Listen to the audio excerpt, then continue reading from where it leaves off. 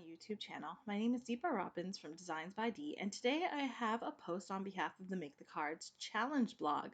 Now this is for challenge number 29, and I'm calling this one a crayon spinner card.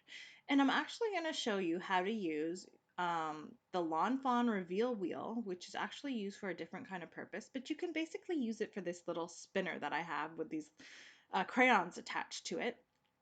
And this card is made specifically for Challenge 29, which is a back to school challenge. I'll show you the post in a second, but basically just make any card to do with going back to school. And I figure one of the best things you can do is maybe make thank you cards for your child's teachers from last year, which is what I'm doing here.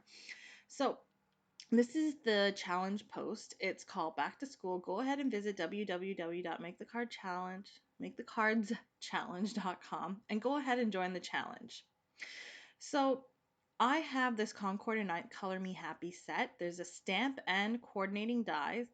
And I haven't used this yet, so I decided I would use this for this card. It has these crayons that you can kind of cut out, and then it's got all these different little sentiments you can add to it.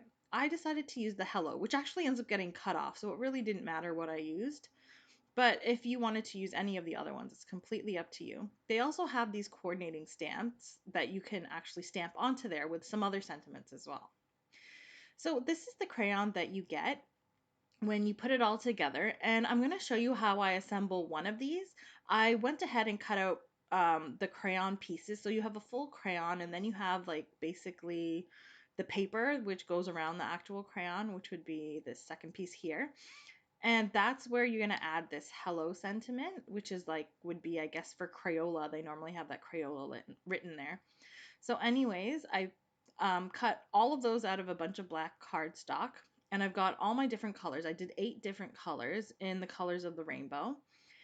And all you have to do is attach your dies like this. Now, I do want to mention it's important for this hello to keep that center of the O. Otherwise, you're going to be missing that little piece there at the end. So do make sure to hold on to those.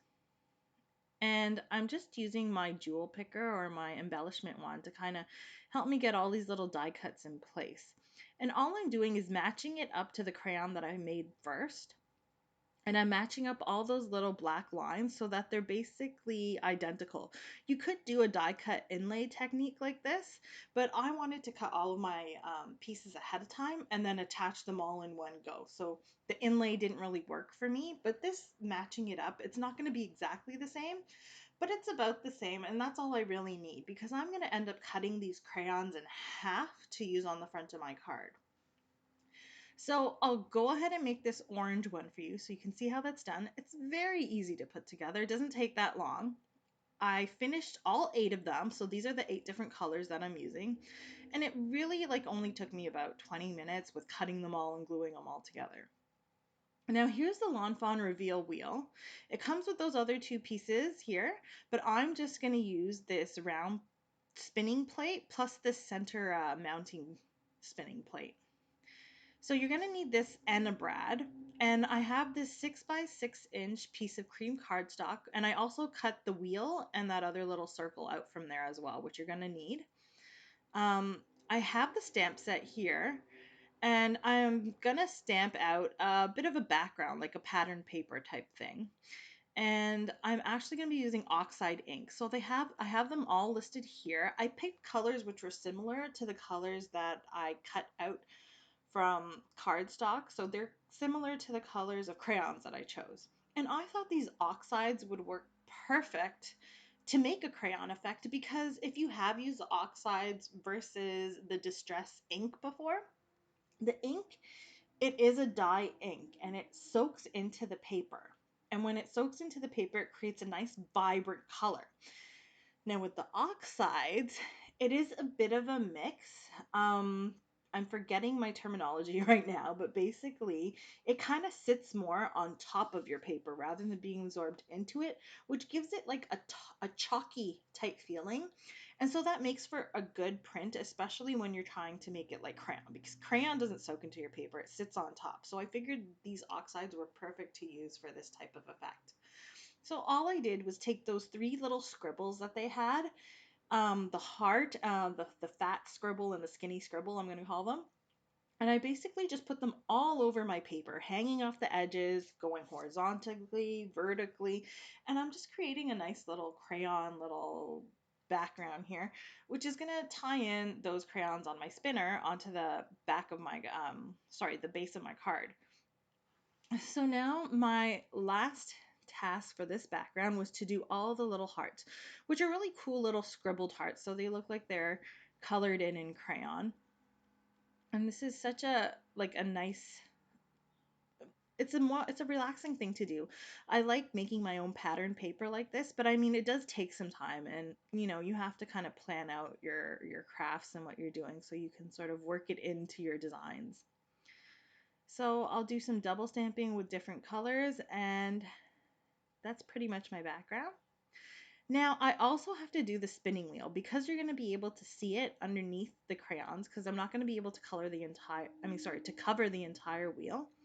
So I do have to kind of add the same pattern background onto this piece like I did onto the rest of the background.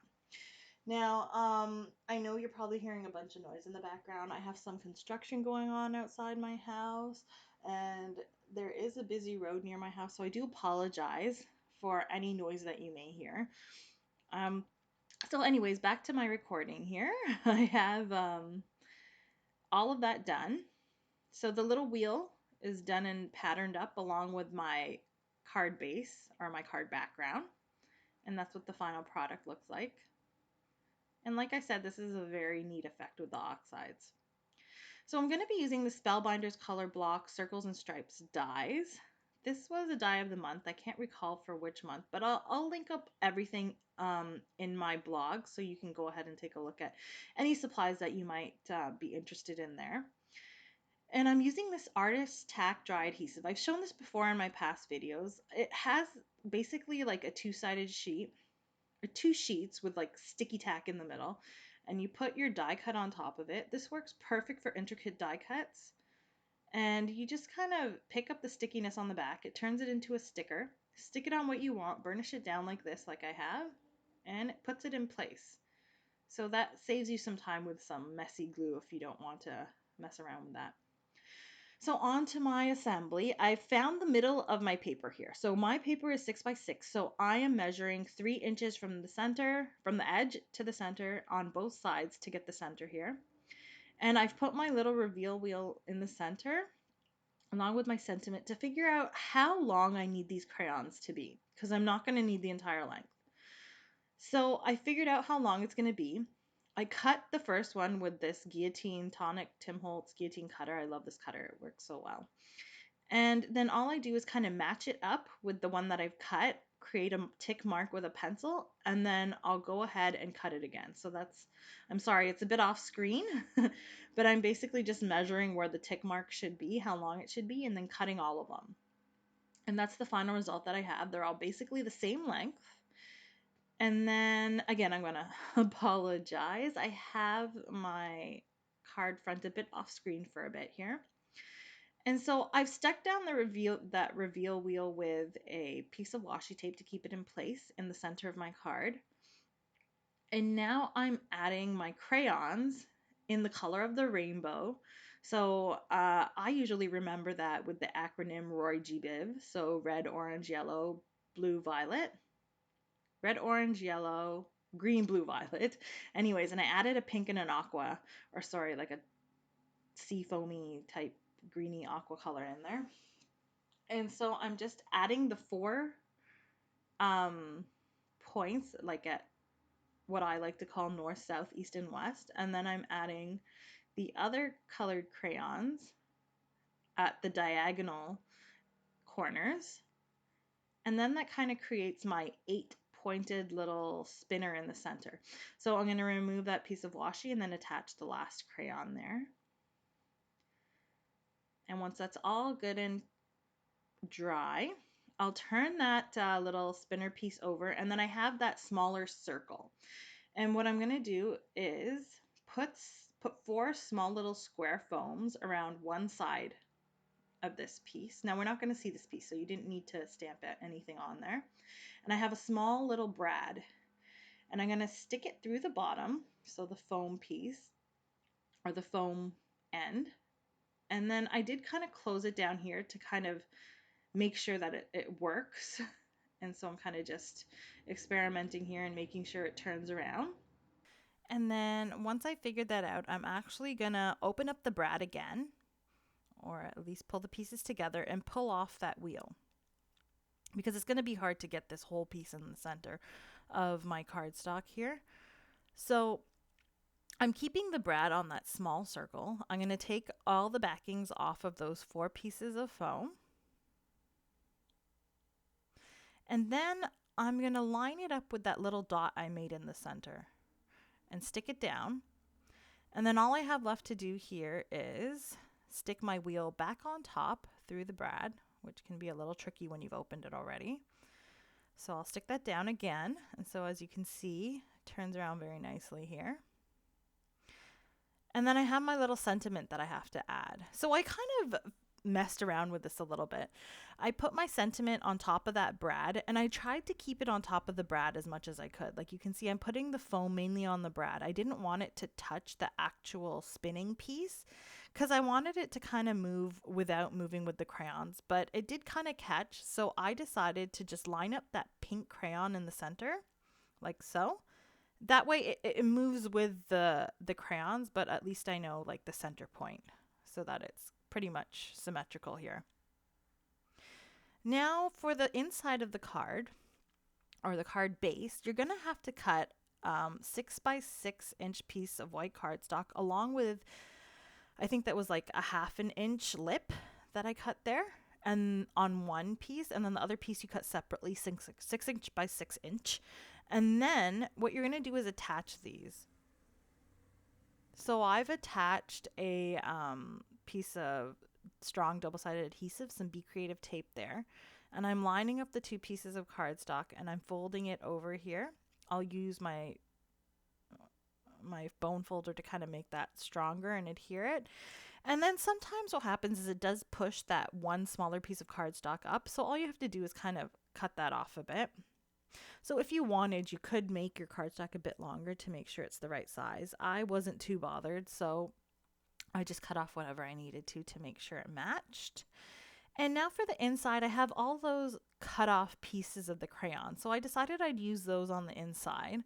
So I'm kind of making like a stack of crayons staggered on like one side, and then on the other side of the card, on the left side, it's stacked horizontally, and on the right side, it's stacked vertically.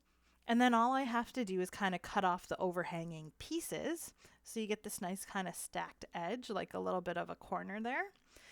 And I decided not to add a sentiment today. I'm going to keep it pretty simple. That's the design for the inside. And all I have to do now is attach my front. As you can see, I messed up a bit on the back of that piece, but I didn't waste it. I just turned it over and started again. So anyways, I am attaching this to the front now, creating a bit of a border around the front. And there's my little spinny crayon card using the LawnFawn Reveal Wheel. And that is my card for today. I hope that you were inspired in some way or form. I love the idea of using the reveal wheel in a different way to create this kind of spinner. You can use it for all types of different cards. Just use your imagination. Maybe you can use that spinning wheel for something else. You can make a wreath and put a wreath on it, a flower. I don't know. The possibilities are endless. I love saying this phrase, but it's true, especially in the crafty world. So go ahead and visit www.makethecardschallenge.com. Take a look at all the designers' posts and get inspired and make your own card or any type of crafty project, and link it up for your chance to be featured as the featured creator for next week's Make the Cards Challenge post. So I hope you guys liked my card. Please give me a thumbs up and subscribe, and I hope to see you again. Thanks. Bye.